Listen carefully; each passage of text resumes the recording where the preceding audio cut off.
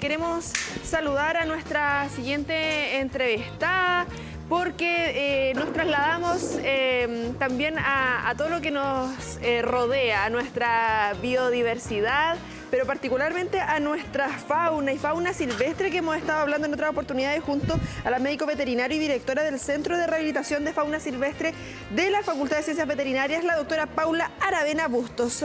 Paula, un gusto que nos acompañe nuevamente. Hola, ¿cómo estás? Muy buenos días. Es un placer poder tenerte con nosotros. Ya tuvimos el primer capítulo para ir conociendo, ¿cierto?, la importancia de este lugar tan importante para la fauna de nuestros alrededores, y hoy día poder conocer también lo que es la vereda de la neonatología, cómo podemos salvar, cuidar pequeños animalitos que van obviamente apareciendo. Para ustedes como especialistas también, cómo es esa importante labor, cómo son los cuidados, tantas cosas que hoy día queremos comentarle a la gente, a propósito también, por ejemplo, de los frentes meteorológicos que hemos vivido, las constantes lluvias y todo, me imagino yo, los cuidados que ustedes hoy día también desde su vereda van teniendo. Sí, muchas gracias por la invitación, un gusto estar de nuevo con ustedes. Claro, la neonatología es como el equivalente al recién nacido en la medicina humana, y la esquimniatría es el equivalente a la pediatría. O sea, tenemos cachorritos que son recién nacidos hasta que termina la lactancia y empieza toda la etapa de desarrollo más cognitivo hasta la pubertad. Entonces tenemos la neonatología veterinaria y la esquimniatría. Y así como es complejo en la medicina humana el tratamiento de los niños y los recién nacidos, es muy complejo en las mascotas y es aún más en especies silvestres, porque el desarrollo de las crías es más rápido y muy diferente que un perro que un gato. Oye, sí, no sé si tenemos para ir como complementando, y a raíz de algo, de una noticia de Nicaragua, ahí en dirección, señor director, porque hablamos de neonatología y cuando vimos el tema con el equipo, inmediatamente todos los cachorritos, nos imaginamos inmediatamente todos estos animalitos pequeñitos, y bueno, muchas veces las redes sociales ahí se inundan de imágenes, y queremos destacar a raíz de esto también de las últimas contingencias que han ocurrido, pero esto no es a nivel nacional, sino en Nicaragua, en torno a este nacimiento de este cachorrito, de este puma albino, y que claro, se tomó las redes sociales, es un gatito, es una huevita preciosa. En lo particular, lo que se da con esta fauna silvestre, porque claro, uno los ve tan chiquititos, tan indefensos, tú señalabas en torno a lo complejo que es para la medicina de humanos, con los animales, tener ese conocimiento y esa especialización, y lo que hay en torno también a ese trabajo desde la Facultad de Ciencias Veterinarias acá en la Universidad de Concepción. Justamente una vez llegada la primavera empezamos a recibir muchísimos más casos de huérfanos, lamentablemente. El caso del puma es un caso bien interesante porque ahí tenemos un gen que lo veo muy bonito, el pumita blanco, pero es un gen anómalo, es un gen que no posee las características del color de la especie y hace que ese individuo sea un poquito menos resistente a la inclemencia, por ejemplo, climática, porque no tiene coloración en la piel, o incluso a cómo enfrenta el sol y los rayos solares que le pueden quemar y generar más daño. Así que en la naturaleza no es muy común ver albinismo, pero existen crías albinas. En Chile tenemos de pudú, de ballenas y de zorros albinos, y se han dado algunas circunstancias de ese tipo. La sobrevivencia es un poquito menor, pero como ven, si nacen pumas albinos es porque el gen sigue estando. O sea, hay algunos individuos que sobreviven lo suficiente como para reproducirse e ir manteniendo esta coloración. Sí, doctora, bellas imágenes que nos están acompañando también en esta entrevista, donde obviamente queremos enriquecer el contenido de lo que realizan ustedes también. ¿En qué consisten los recursos técnicos? ¿En qué consiste la asistencia necesaria para poder ayudar a tantos animalitos cachorros, animalitos bebés, que muchas veces, como bien dices, quedan huérfanos o viven complejos problemas también? Sí, acá tenemos un equipo bastante grande de voluntarios de la carrera de medicina veterinaria y también los docentes de la facultad y la clínica veterinaria, tanto en Concepción como en Chillán, que son un tremendo apoyo para la fauna. Pero en el caso de la neonatología hay que definir si el cachorro necesita el cuidado directo de un ser humano o no. Hay muchas especies, como veíamos también el puma ahí con su mamá, ¿verdad?, sus hermanos, que necesitan este cuidado que se llama cuidado matricial, que hay una madre que le enseña, lo alimenta y lo cuida. durante una determinada cantidad de tiempo. Cuando nos llega un ejemplar muy inmaduro, con cordón umbilical, por ejemplo, o un ave recién saliendo del cascarón, lo primero que hacemos nosotros es evaluar si en la naturaleza este animal tiene cuidado matricial o no. Y si tiene cuidado matricial, tenemos que darle algo semejante. Antiguamente habían investigaciones que señalaban que a la especie silvestre había que dejarla sola, que se cuidara sola. Pero la alta tasa de mortalidad dio a conocer e indicar que es mejor que haya una persona que los cuide y que se encargue de sus cuidados en las primeras etapas de crecimiento previo a la pubertad. Ya unos meses, un mes más o menos antes de la pubertad, al animal ya hay que dejarlo solo. Para que vaya desarrollando sus propias habilidades ahí. Y ir observándolo, cómo se comporta, cómo vocaliza. A veces hemos tenido muy malos efectos de personas que, como lo ven bonito, me encontré con un pequeño quique, un zorro, un pudú, un puma. Siempre soñé que tener un puma cachorro, pero no se dan cuenta del daño que le hacen al individuo porque no comen lo mismo. No es un gato, así que no tiene otras enfermedades. Tiene enfermedades diferentes y requerimientos conductuales diferentes. Sí. ¿Cómo se hace para el acompañamiento de ustedes como especialistas de ir brindándole todo el apoyo que muchas veces estos cachorros van necesitando? En la antigüedad se comprendía que había que dejarlos solitos en su hábitat, pero hoy día obviamente existe esa necesidad de poder ayudarlos, que vayan creciendo, que se vayan fortaleciendo. ¿Cómo es justamente todo ese trabajo que se realiza? Es complejo, pero hemos tenido la experiencia como para tener muy buenos resultados en el crecimiento y desarrollo de los cachorros. Y se preparan personal, se preparan médicos veterinarios para el cuidado de los cachorros. Porque no es una suma de médicos para un animal, sino que 1 o 2 cuidadores por paciente. Porque como hace las veces de madre, entonces tiene que ser 1 o 2 máximo personas. Y tiene que ir entendiendo el lenguaje del animal. O sea, al animal no se le habla, no se le hace cariño, no le ponemos nombre.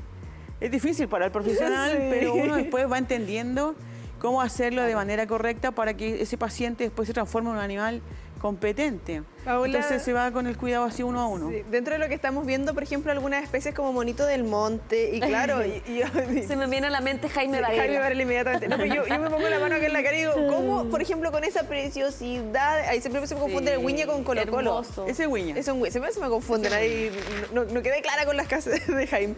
Pero sí, animalitos tan tiernos y todo... ¿Cuál es? Porque uno creería que hay algunos que son más indefensos que otros.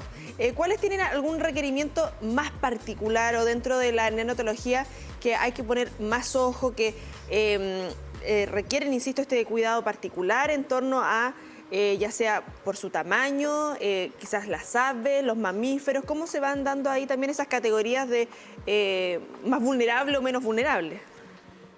No depende tanto de la especie, ¿Ya? Depende más de la edad y las condiciones en las que el animal se encontró.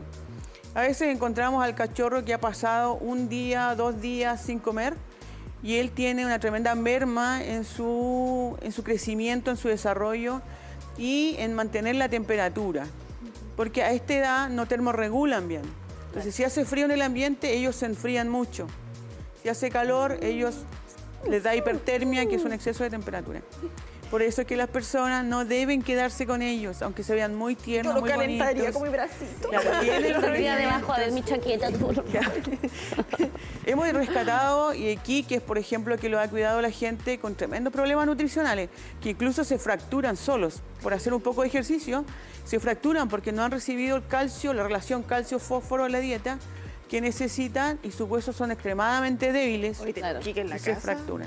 Sí. Claro, la gente se queda 1 mes con el quique, por ejemplo, y después dice ya, este animal me doy cuenta que no lo puedo tener, lo entrego voluntariamente, pero ya viene con un problema grave. Doctora, ¿y cómo se hace, por ejemplo, para no encariñarse ustedes como especialista con los cachorritos? También cuando van creciendo, ¿cómo se hace ese desapego de decir tiene que volar, tiene que estar en su hábitat natural?